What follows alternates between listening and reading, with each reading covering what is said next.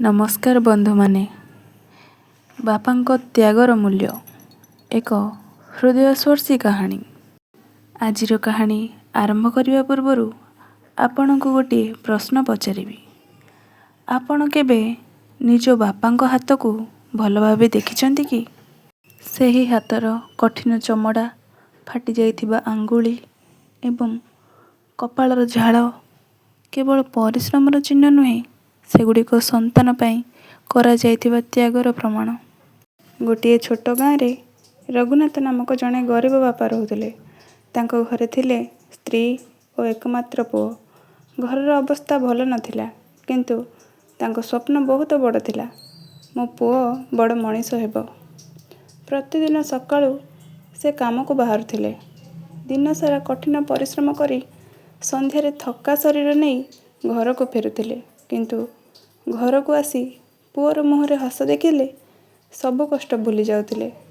दिने पुओ कहिला, बापा मो सबु सांगको पाखरे नुआ साइकेल अछि, मोर मध्य दरकार। घरे टंका नथिला, तथापि बापा किछि कहिले नाही। परदिन ठारू से आउ अधिक काम करिबा आरंभ कले। अनेक राति खाई नथिले, केवल किछि टंका संचय करिया पई। किछि मास परे पुओ पई साइकेल किनि आनिले। पुओ खुशी रे साइकेल चलाइला, किंतु से जानि नथिला जे सेही साइकेल प्रत्येक चक्करे बापांको झाळ और त्याग लागिथिला। वर्ष बीतीगला, पुओ बड़ हैला, चाकरी पाइला एवं सहर को चलीगला। व्यस्त जीवन रे से बापांको फोन करबा मध्य कमाई देला। एपटे बापा प्रतिदिन संध्यारे दुआर आगे बसी रहउथिले।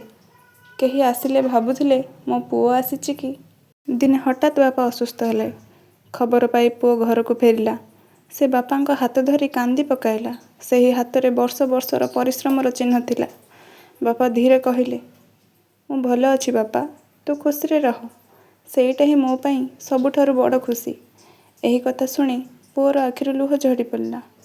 से बुझिला बापांको भल पाइबा केबे शब्दरे नुहे, सबुबेले त्यागरे प्रकाश पाए। बंधु माने जदि आपणको बापा आज आपणको सहित अछंती, तेबे तांको समय दियंतु, तांको भल पाआंतु, तांको त्यागर मूल्य बुझंतु, कारण समय चली गले अनुताप छड़ा आउ किछि रहि न थाए। मने रखंतु, बापा केबे निज पई बंचंती नाही, से सारा जीवन निज संतानकर स्वप्न पई बंचंती। धन्यवाद। वीडियोटी भल लागिथिले लाइक करंतु, शेयर करंतु एवं आम चैनल को सब्सक्राइब करिया में जमा भूलंतु नाही। बापांको पई सुंदर कमेंट निश्चय करंतु।